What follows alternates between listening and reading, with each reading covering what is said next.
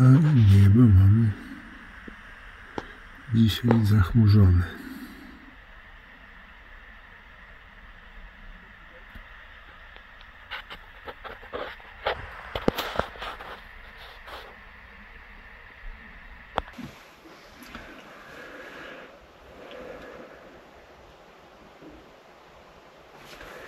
No to chyba trzeba jakieś śniadanie zjeść.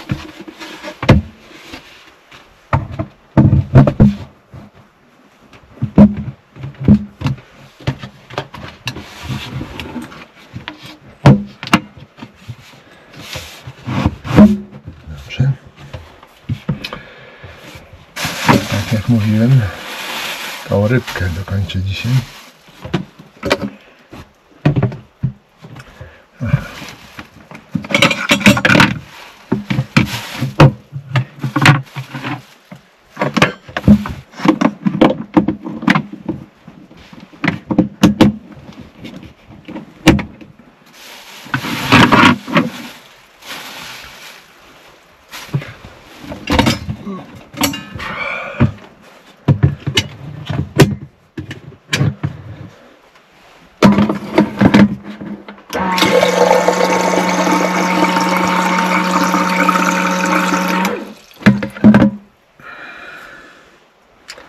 Trochę za dużo.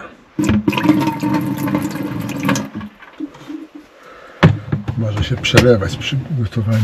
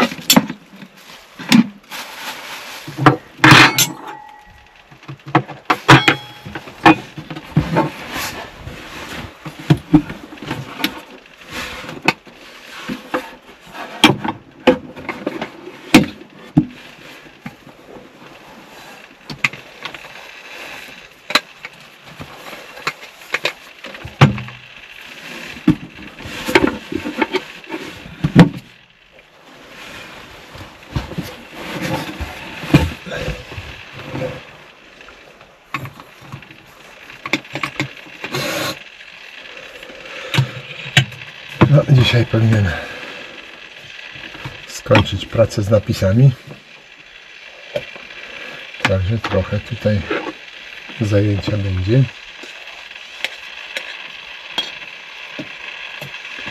No i jeszcze muszę zrobić obiad.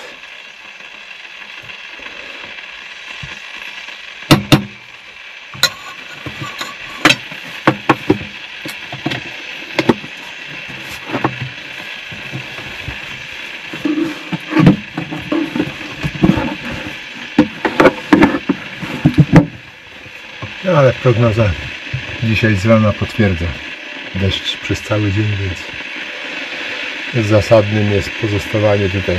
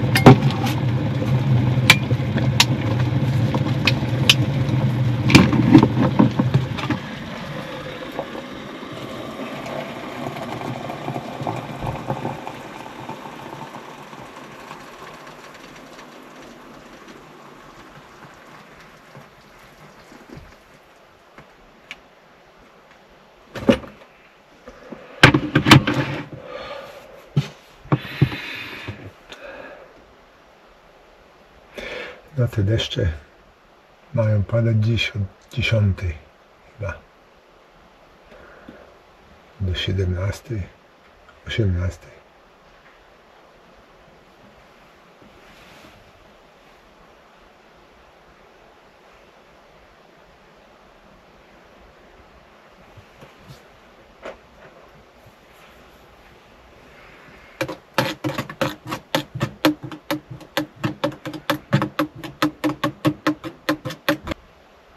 Niestety na jutro też jakieś opady są przewidziane. Nieduże, ale też będą. Chyba.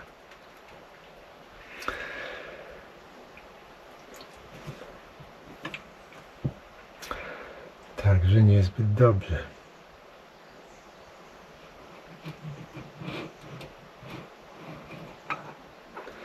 Tak myślę, czy nie wyjechać jutro wcześnie rano, bez śniadania i po drodze zatrzymać się na śniadanie, przy okazji ładowania roweru.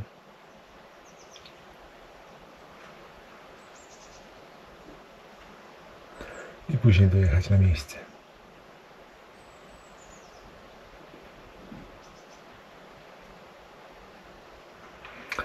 Być może tak zrobię.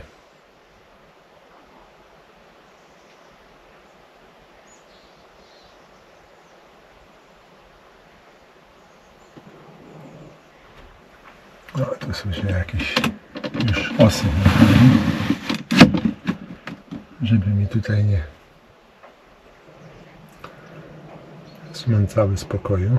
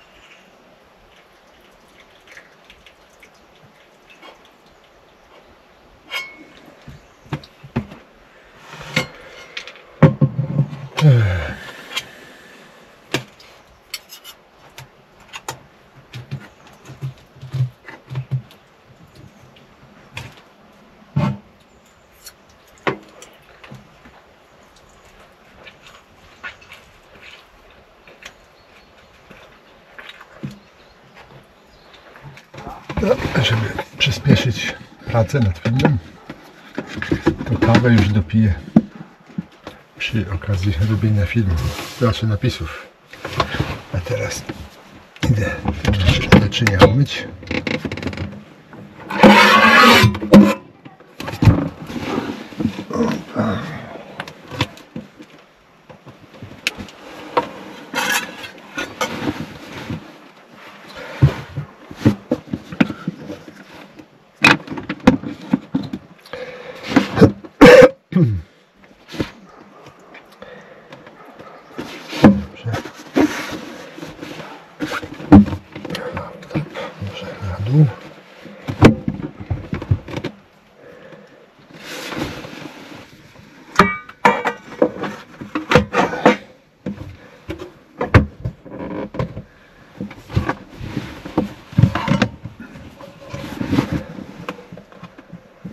Na 9:30, a tutaj jeszcze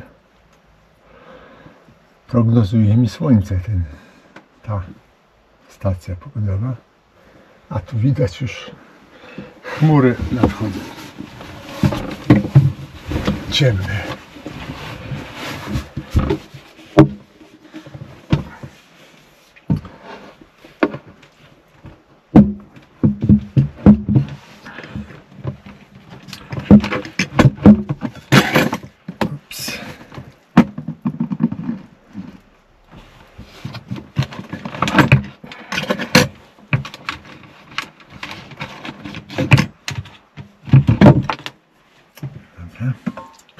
wystygła? Nie. Kubek termiczny trzyma. Teraz odsunąłem ten panel,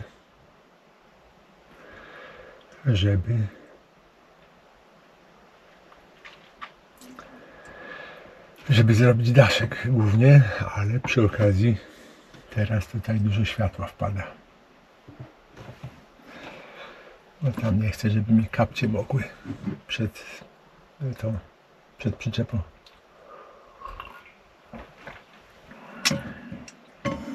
No dobrze, to zabieramy się do pracy.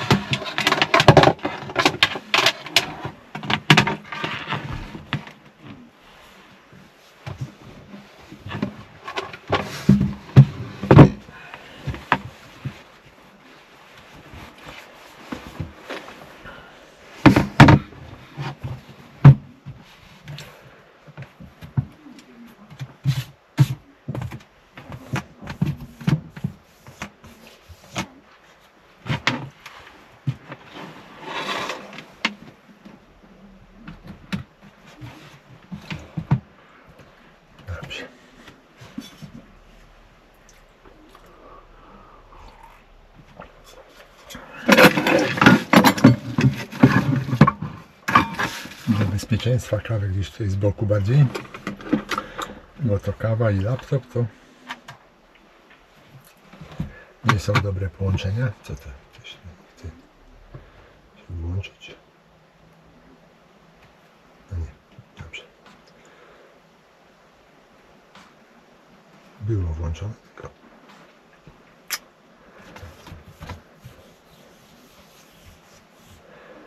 tylko zbyt niecierpliwy byłem.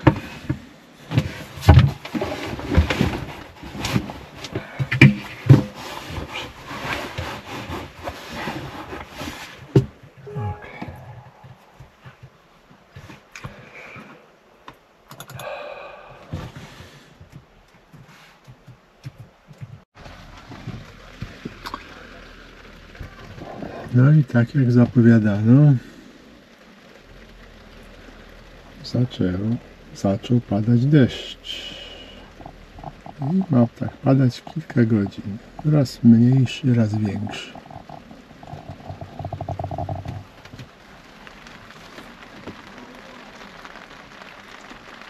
Także chyba dobrze, że nigdzie dalej nie pojechałem.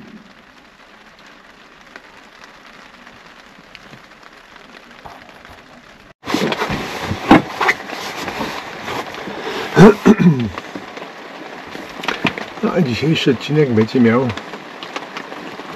charakter kulinarny.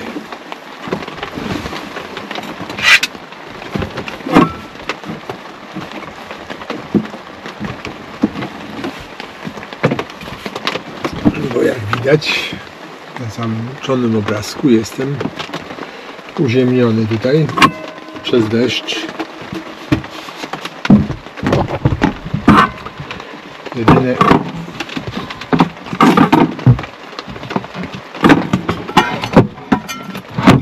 Jedyne wycieczki, które tutaj robię, to do ubikacji.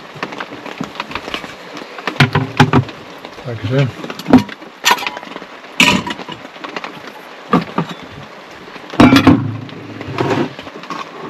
dzisiaj podróży się nie spodziewajcie.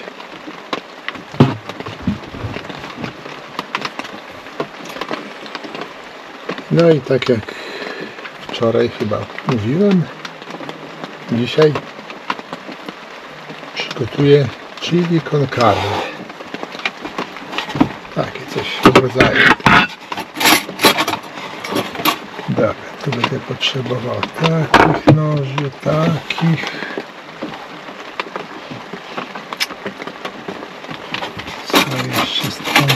potrzebował. Na pewno widelec. Chyba. No musi.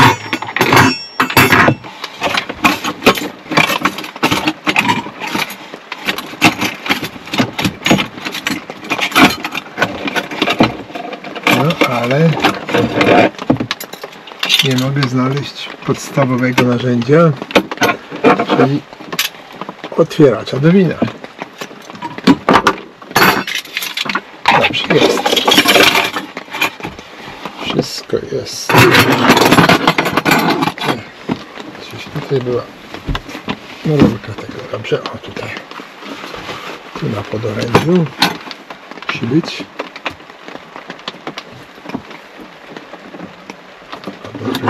Narzędzia. Tutaj nożyk ten się przyda do krojenia warzyw. No to cóż, chyba trzeba zaczynać.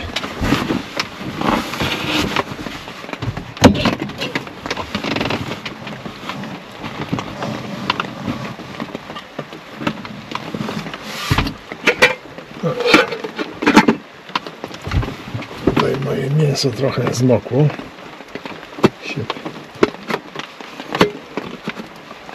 Przewróciło się.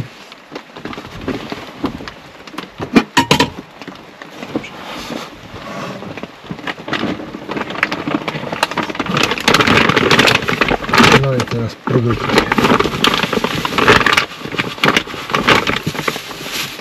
Papryka.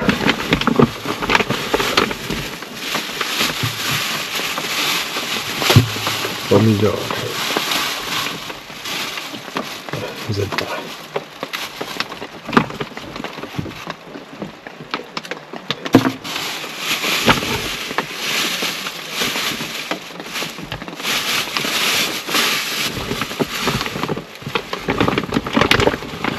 O, tak, sałatkę jakąś zrobię chyba.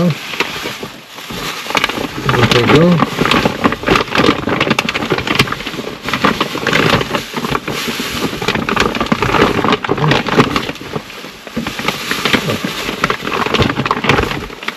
boczek.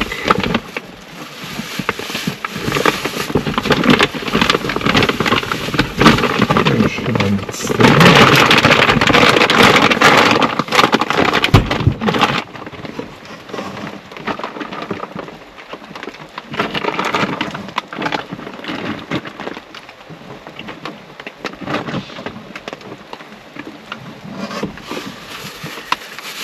Tu mam chyba torbę na śmieci. Chociaż tutaj te śmieci z tego. No dobrze. Torbę na śmieci. Na razie nic. Dobrze.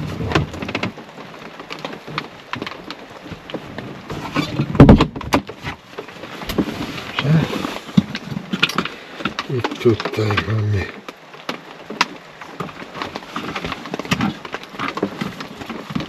o, to chyba zużyję. Cebulę też.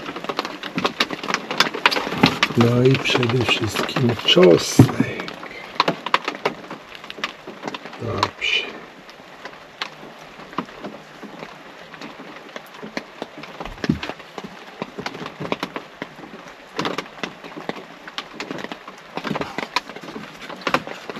Dobrze.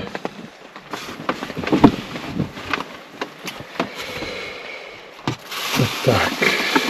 Chyba najpierw to trzeba pokroić.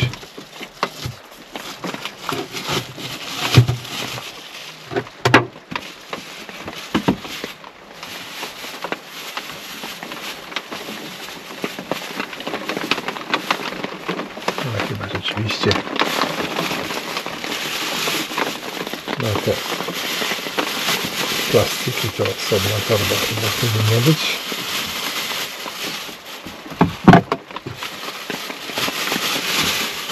Żeby posegregować. Dobrze. No, jak kroję ten boczek, to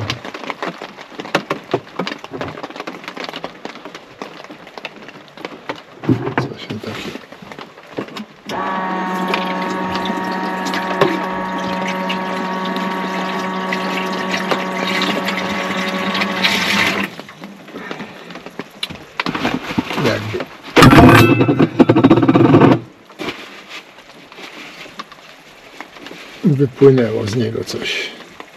Tłuszczyk. No, przy okazji siebie oblałem. Za wysoko kran był. O.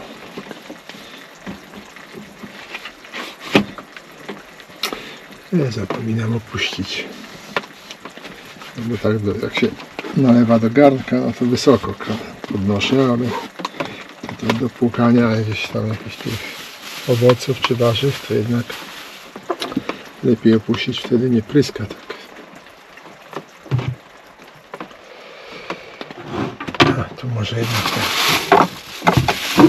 duży nóż będzie lepszy.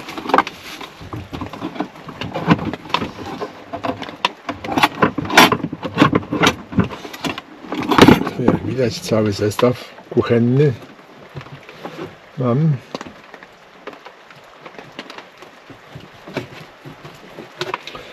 Przygotowany na wyzwania.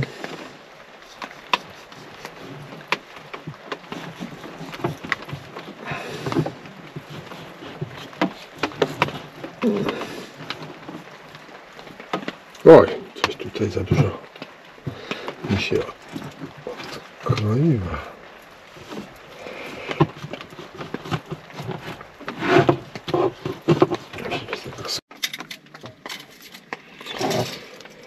Teraz czosnek obiorę.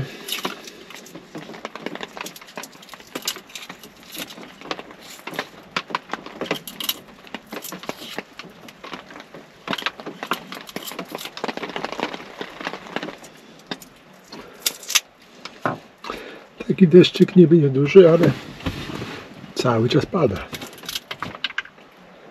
Bez chwili przerwy. Nawet teraz nie słychać bębnienia, ale widać na wodzie drobne kropelki.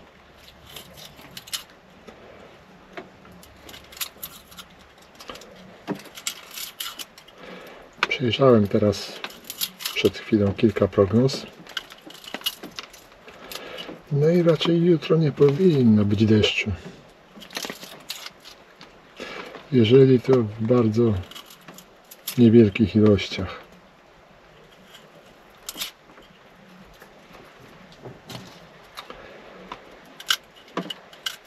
No ale żeby naładować rower na dalszą część trasy, to muszę odpowiednio wcześnie być na miejscu, żeby nawet przy zachmurzonym niebie jeszcze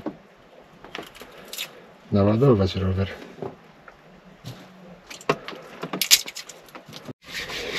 No, czosnek posiekany, to można zaczynać coś robić.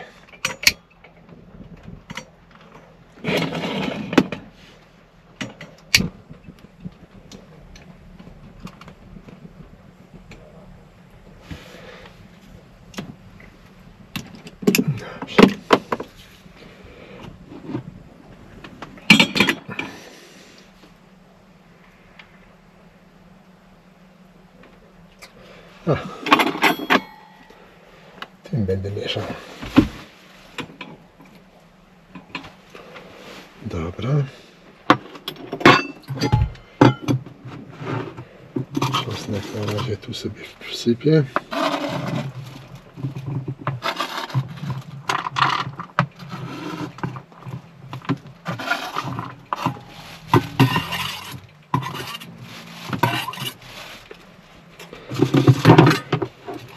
Biorę cebulę.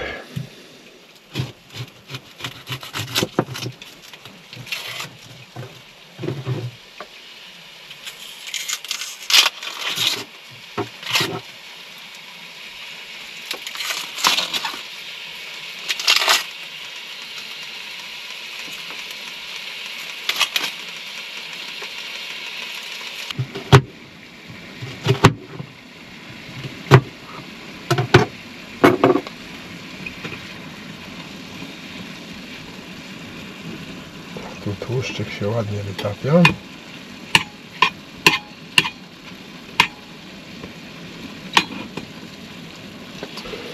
bo boczek był dosyć tłusty, ale właśnie tak mi chodziło.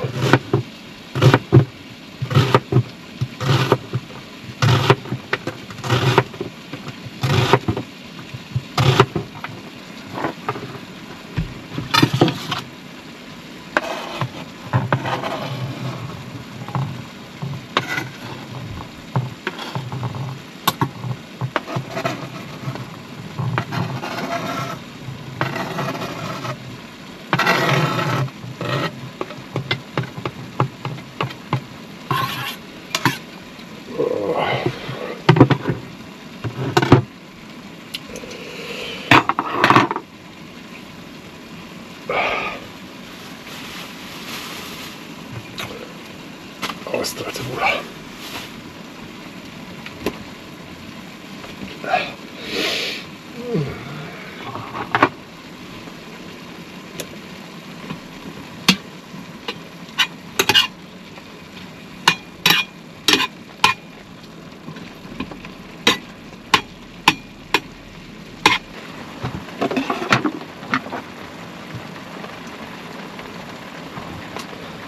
A teraz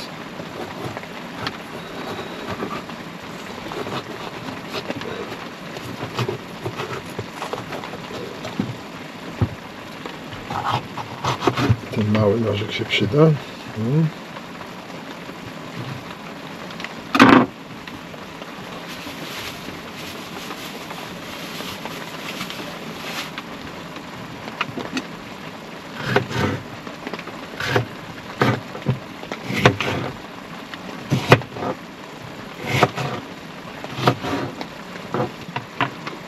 No i jeszcze pół tej papryki też. Czy to mi się wszystko zmieści tam?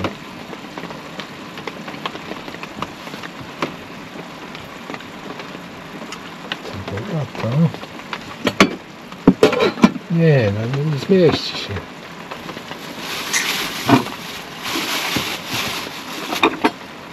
Nie da rady. Przecież jeszcze fasola musi wejść. No bo jak to? Czyli konkarne bez fasoli.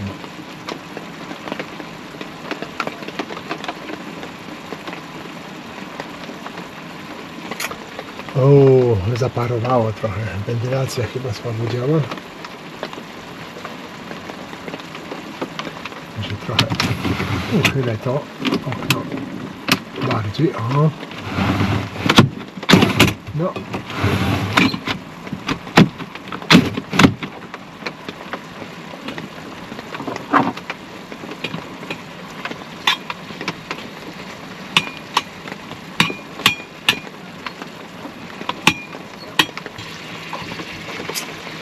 Będzie za dużo, to rzeczywiście chyba odłożę część do miski.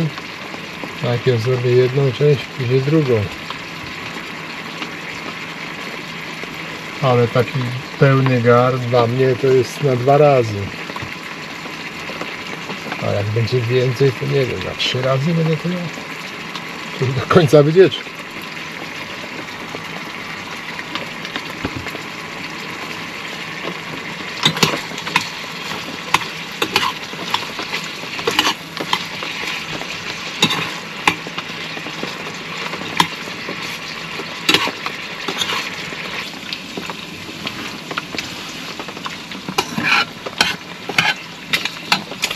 Jak dołożę ten boczek tutaj, to będzie pół garnka.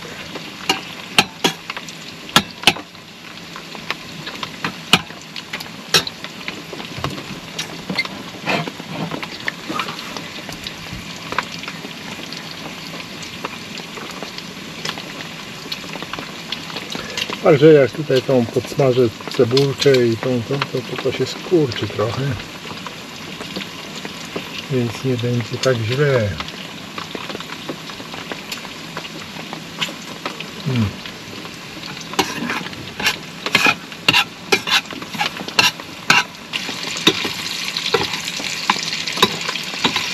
No dobra, już trzeba to wybierać, bo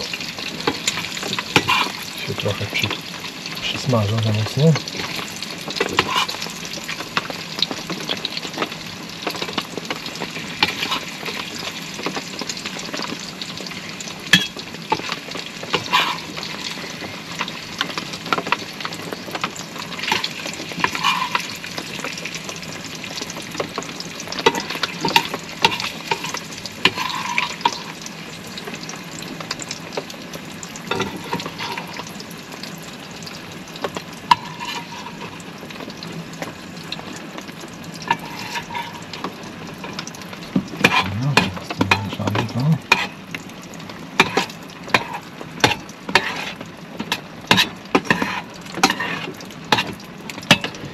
Tak jak mówiłem, tam jest pół garnka.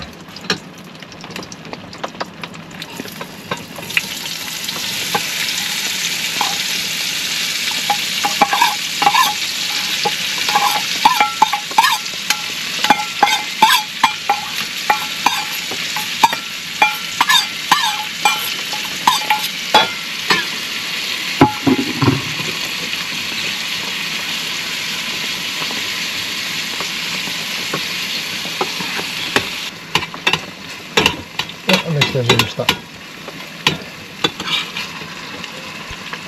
cebulka dojrzała do przerzucenia.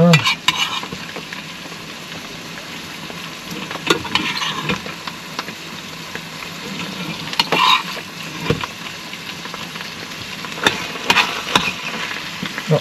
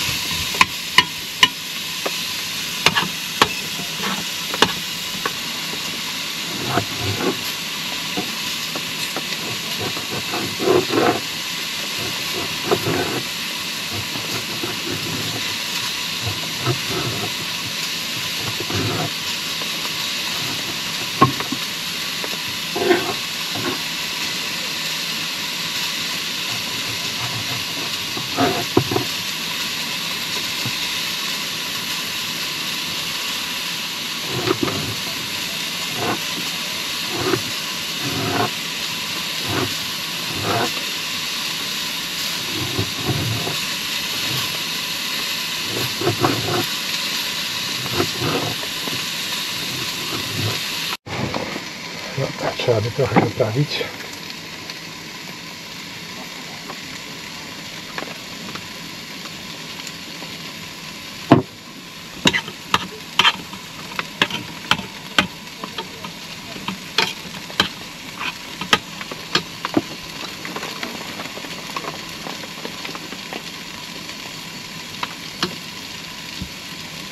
Dobra.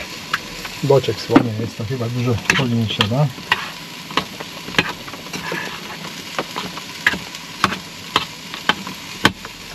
Dobra, pieprzu jak najbardziej trzeba. Powinno być ostre.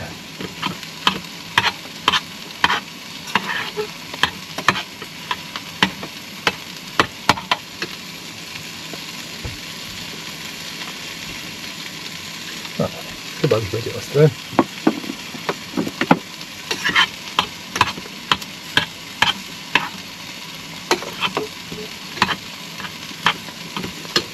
No to teraz papryka słodka dla koloru.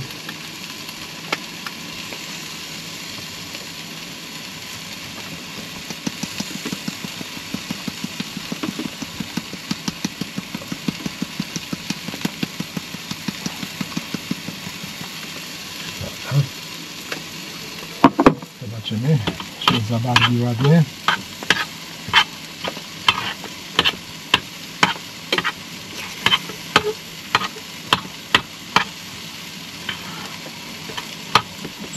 No trochę zabarwiła.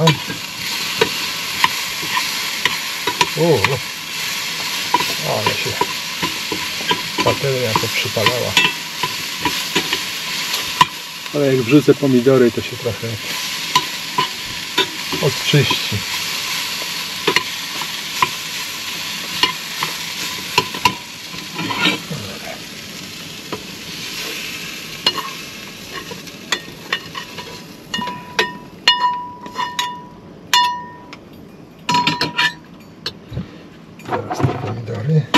Ups. No.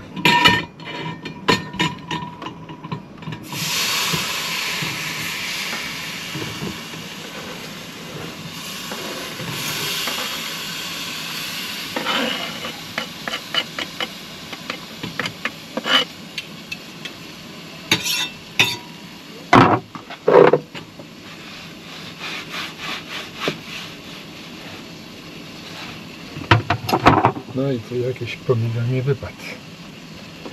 Poza tym coś się wylało.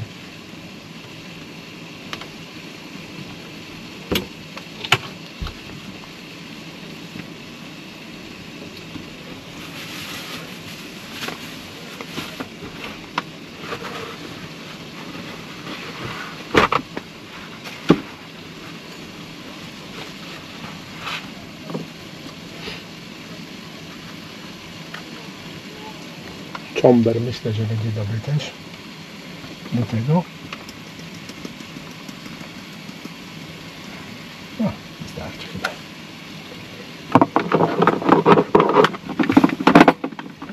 To już można schować tutaj.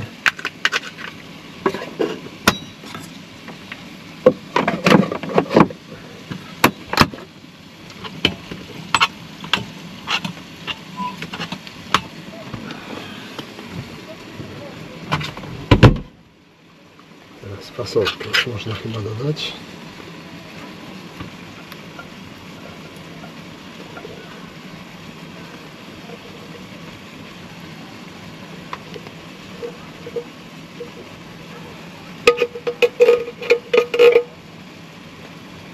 Dobra, chyba się zmieści.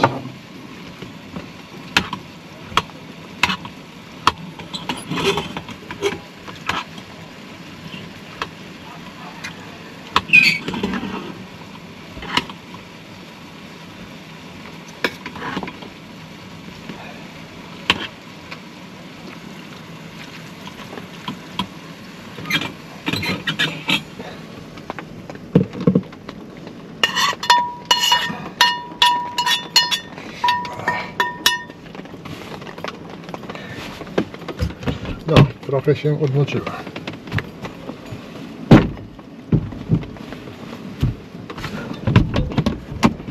Dobrze, teraz tutaj maksymalnie zmniejszyć, czyli minimalny dać ten płomień. Oj. Ach. Zostawiłem nad płomieniem tą rączkę, no.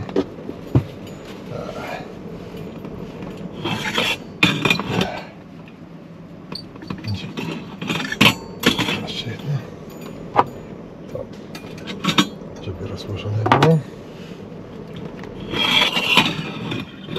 Ale ciężkie.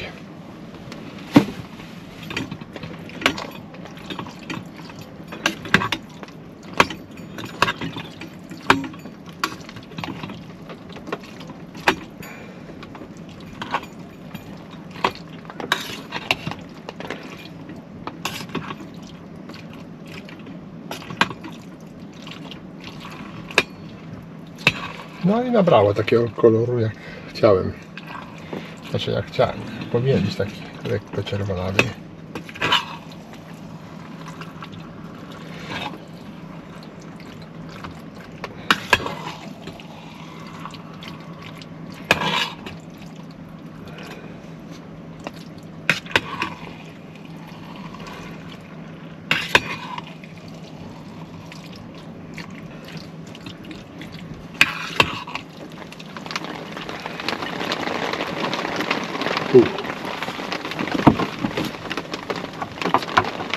Dobrze.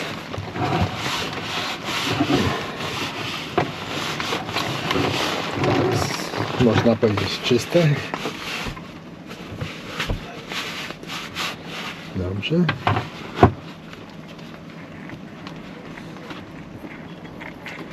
I cebulka została.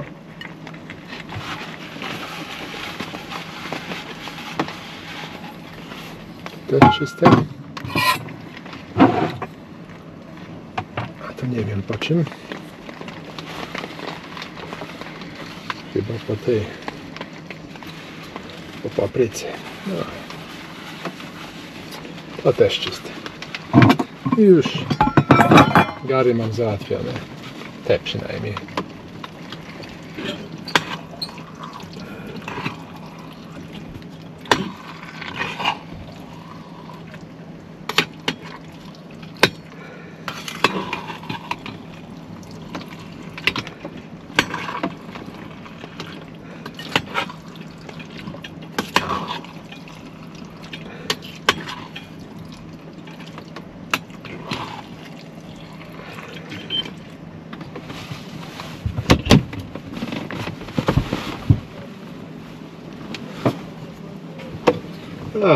Niepotrzebnie szukałem tego korkociąga, bo to jest odkręcane. No, odrobinę jeszcze wina do tego, żeby lepiej smakowało. Trochę może jeszcze, dobrze.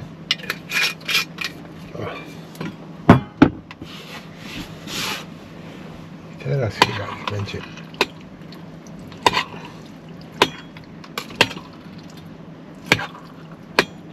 znakomite. Mam nadzieję. Tyle roboty. Jeszcze jakieś byle jakie, żeby było.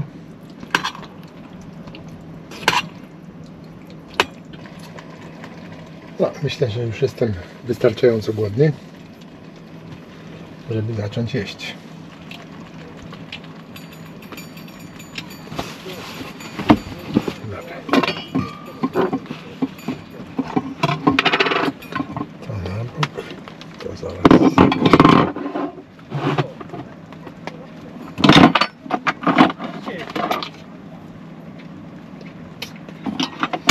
Widelec? Chyba łyżką. Nóż też zbędny.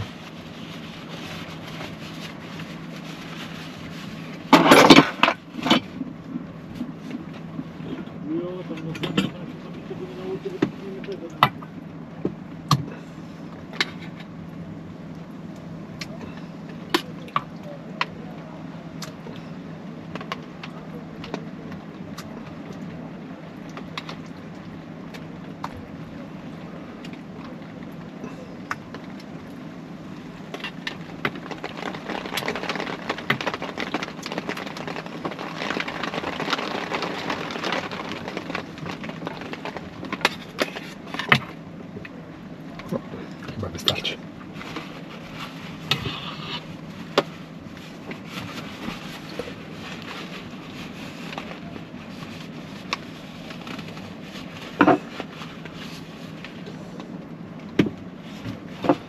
Chyba jeszcze trochę, bo za dużo zostało. Dobrze.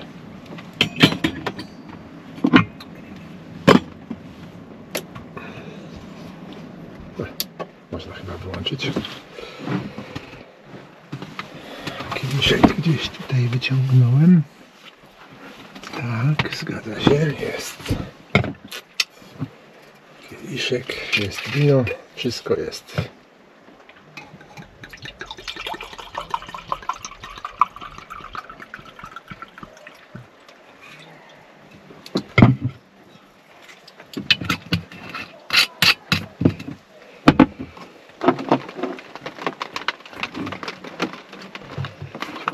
Chusteczkę, tak żeby miał, bo tam brudne bardzo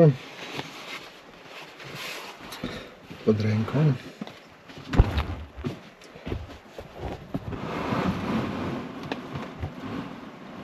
O.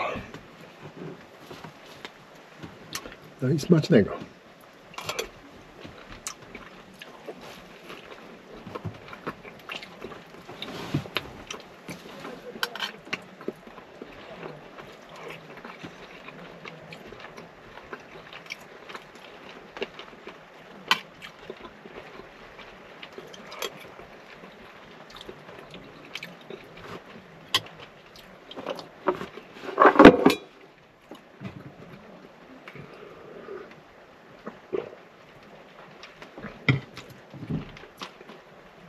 Bardzo dobry.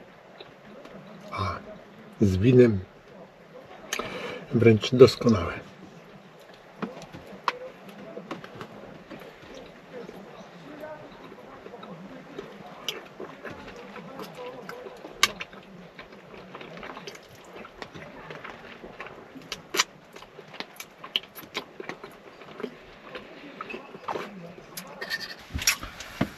W taki paskudny dzień przyjemnie zrobić sobie jakieś danie takie południowe, żeby chociaż trochę słońca na talerzu było.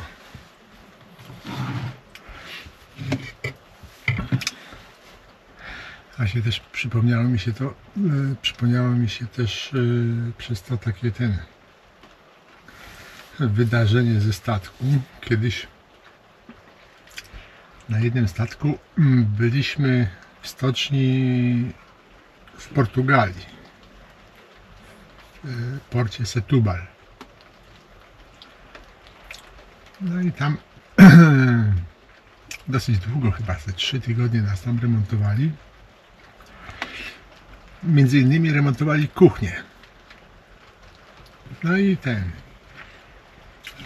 tam jest, znaczy w PZM-ie był taki przepis, że jeżeli kuchnia jest czynna, to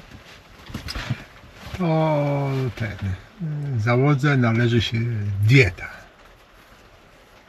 No ta dieta była dosyć niska, ale w porównaniu, to była połowa lat 80., w porównaniu do naszych zarobków to było całkiem nieźle. Za cały ten okres, chyba tydzień czasu, kiedy kuchnia nie była czynna, myśmy otrzymali gdzieś tam chyba 100 czy $120, żeby sobie kupować jedzenie poza statkiem i przygotowywać. No i tak robiliśmy, tak?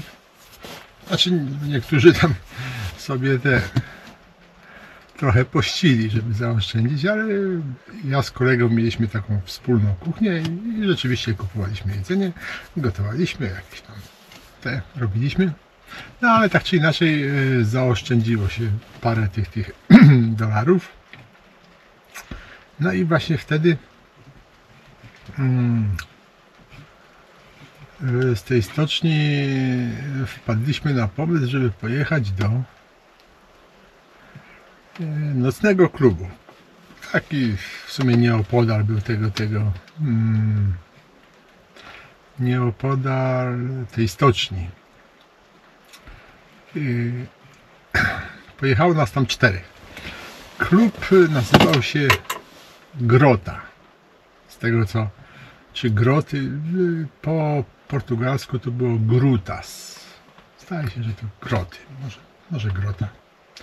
Faktem jest, że ten wystrój wnętrza tej sali głównej to właśnie był taki w stylu groty, że każdy stolik to była taka jakby niejako taka mała grota, plus na środku taka duża przestrzeń do potańcówki, do występów jakichś. No i wiadomo, że w tych nocnych lokalach to wszędzie na świecie urzędują prostytutki. No i jak my przyszliśmy, to oczywiście zaraz przysiadły się do nas. Najpierw tam 1, 2, 3, 4. Później to już nie pamiętam, ile ich tam było. Ale od razu zażyczyły sobie wino. Wino, które normalnie w sklepie wtedy kosztowało $2 za butelkę, tam kasowali nas $25 za butelkę. Ale to normalne. To i tak dobrze w porównaniu z tymi cenami, które na przykład gdzieś tam w Gdańsku słyszałem, w nocnych klubach oferują klientom. Więc nie było tak źle. Myśmy oczywiście chętnie kupowali te wino. Nie wiem, czy piliśmy nawet. Może i piliśmy, ale to większość to piło nasi goście. No i tam również był taki program poniekąd artystyczny. Jakiś mężczyzna coś śpiewał po portugalsku.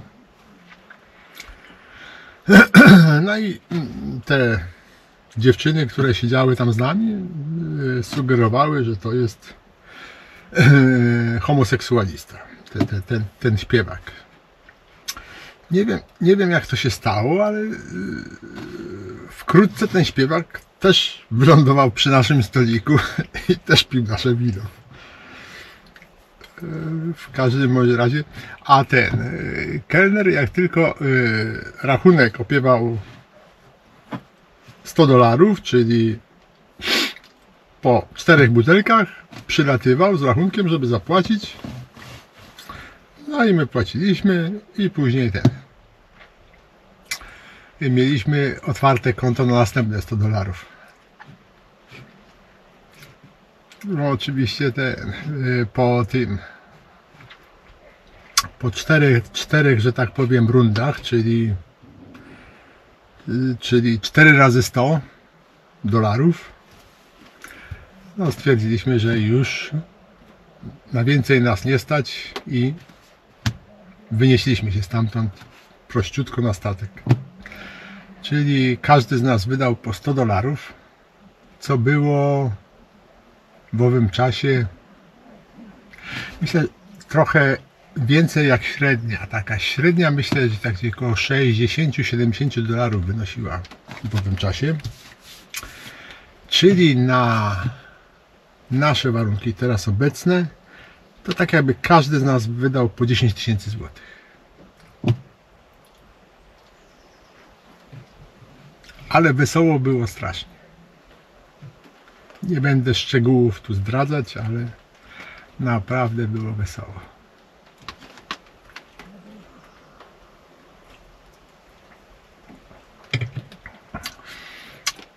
Najgorzej właśnie rano człowiek skacowany wstaje, budzi się i przypomina sobie, że wydał całą swoją miesięczną pensję. A ja zwłaszcza, że byłem zdołowany tym, że widziałem tam taki bardzo ładny dres, naprawdę super dres, który kosztował $90 i mówię, o Jezu, jaki drogi, ale kurczę, żeby połowę tego kosztował, to bym kupił. Tymczasem w parę godzin wydałem te $100 i nie kupiłem nic, oprócz wspomnień.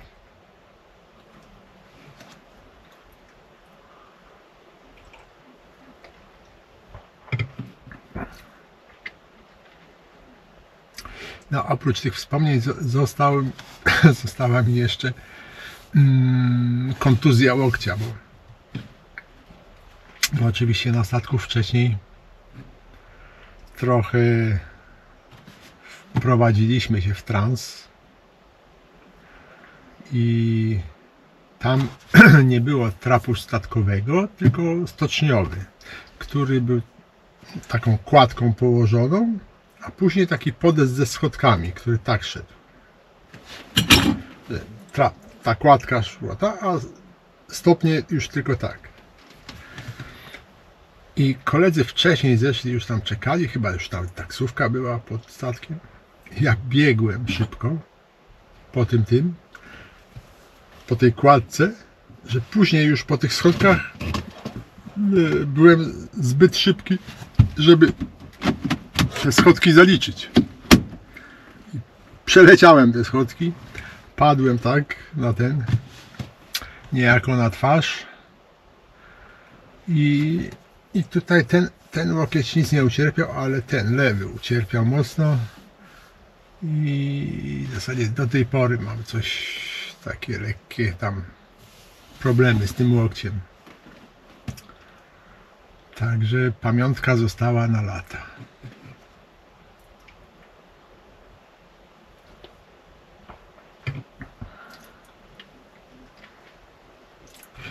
No ale wtedy człowiek był młody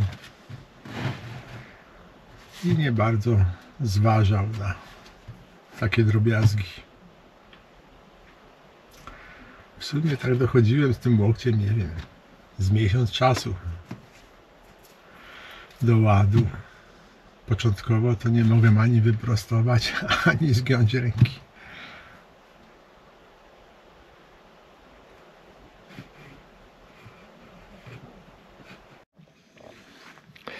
No to teraz trzeba umyć te gary, żeby na jutro rano były czyste, bo chcę wcześniej wyjechać, nie zajmować się tym jutro.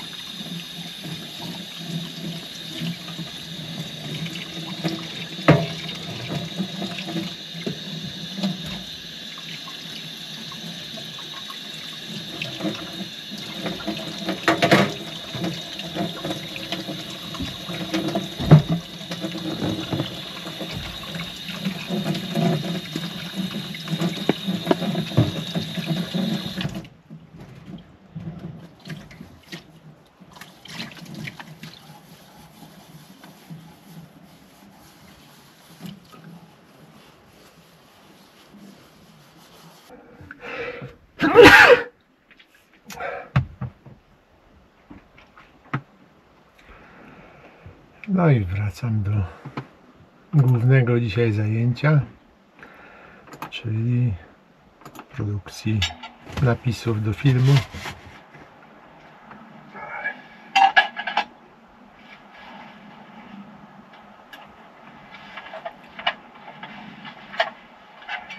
A w zasadzie już niepotrzebne do tego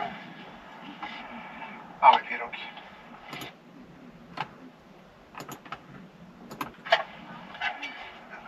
Już niepotrzebny do tego.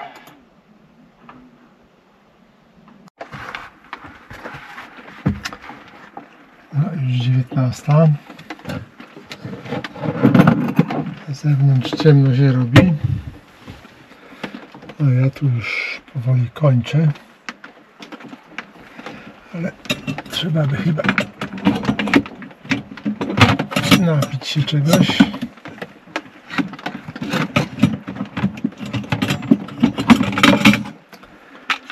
Jakieś owoce zjeść. No tak, ale żeby owoce zjeść, to muszę wychynąć na zewnątrz.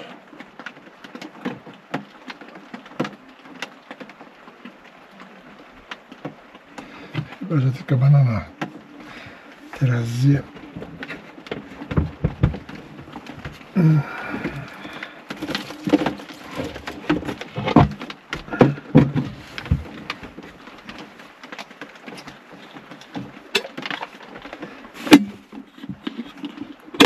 No.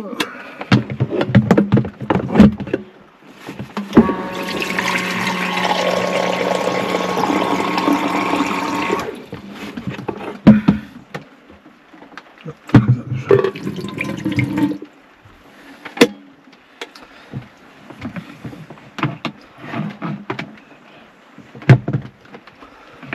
Tutaj podłączę.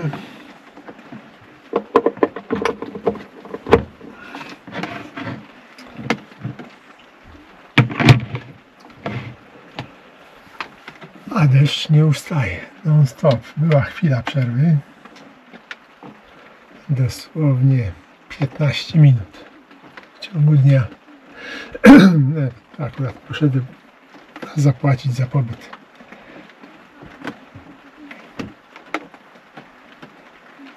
No dobrze, niech się wypada, bo nie chcę, żeby jutro padało. No na razie prognozy są takie, że nie powinno padać.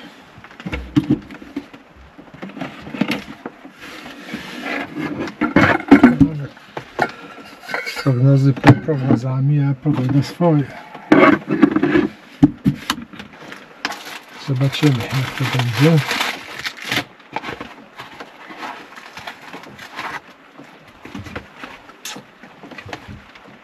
Gdzie mi to poleciało?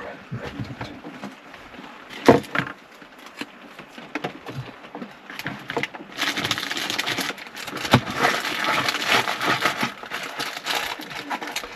No i dzisiaj muszę się przygotować do wyjazdu. Już wszystko tak, żeby jutro jak najmniej robić. Żeby to jutro szybko poszło.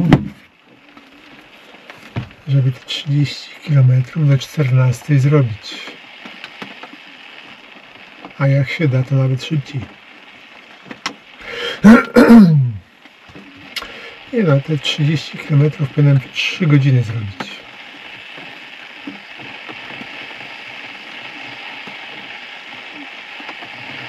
Ale o, jeszcze godzina przerwy na ładowanie, bo chcę w południe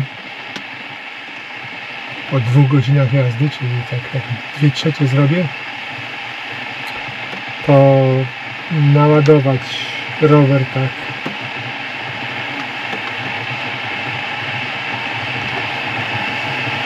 do pełna,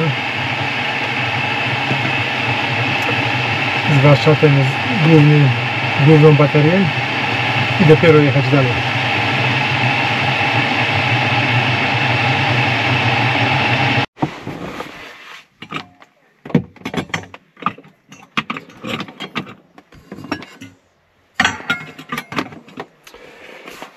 Już po 12, po 23. Wtedy trochę przedłużyło mi się robienie napisów, bo coś się zablokowało i nie mogłem ruszyć. Czasami tak się blokuje, że nie można nic pisać. Trzeba włączać ten film. Nic to nie dawało. Cały czas była blokada i nie wiem, z godzinę walczyłem z tym. Teraz tutaj te zbędne rzeczy powkładam na dół, żeby mi nie przeszkadzały. Po co to wieszać gdzieś, jak można to tu rzucić. Jeszcze chyba spodnie gdzieś. Aha, spodnie są w torbie. A dobra, już tak. To dobrze. No. To mam wszystko. To tutaj, to. Dobrze, tylko trzeba specjalnie chować. Tutaj się ładuje.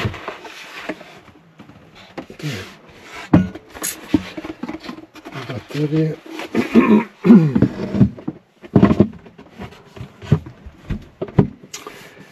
No i kończy się ten dzień w zasadzie bez czynności. Chociaż prawie cały dzień pracowałem nad tymi napisami pieprzowymi.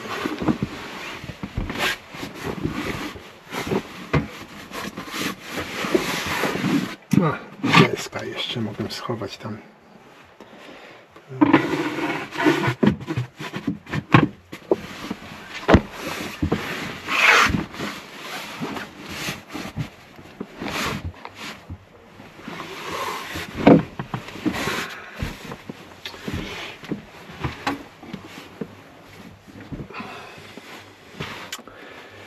No, na jutro plan jest taki: wstać o 7, wyjechać o 10 i być na miejscu o 14. 4 godziny 30 km to spokojnie. Znaczy no, tam koło godziny, może nawet 1,5 godziny to będzie ładowanie po drodze.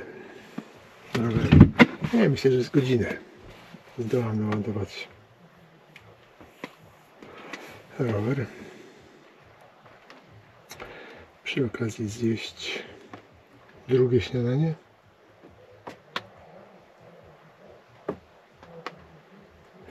No bo później już mogą być gorsze pogody.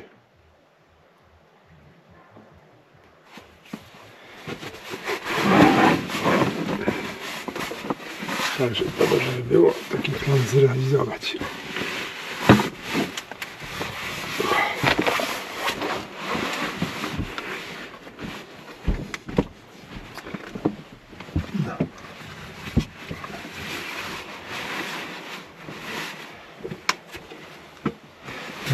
Dzisiaj, ponieważ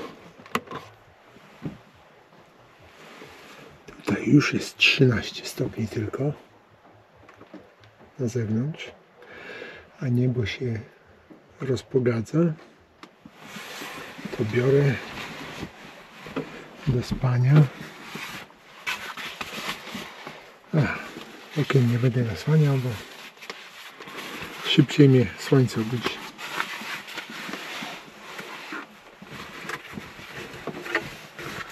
Ale też nie będę budzika nastawiał.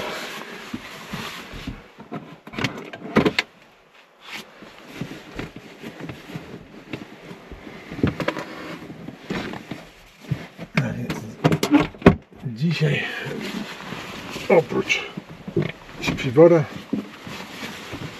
biorę kocyk na wierzch.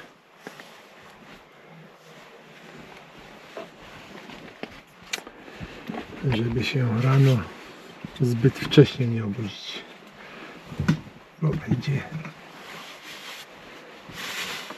bo zimno mnie obudzi. Na razie tak, tylko nogi sobie zakryję,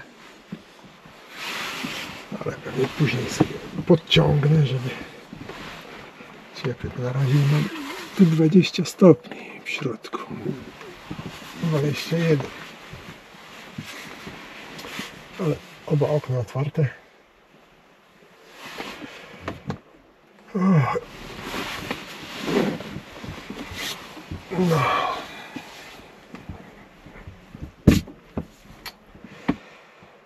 No, ale w zasadzie sukces zaliczony, bo napisy do filmu zrobione.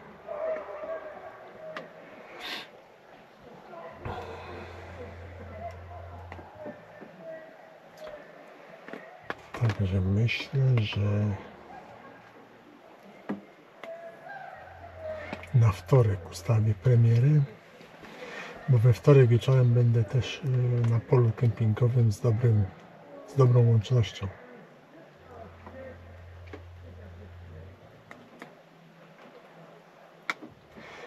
Bo jutro to nie wiem, czy będzie dobra łączność w tej Dobrogoszczy.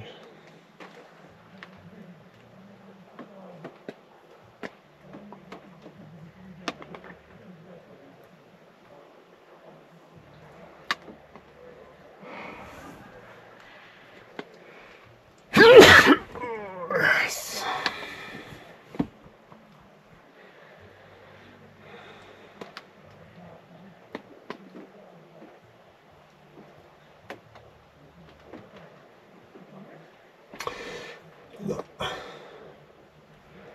To do następnego odcinka.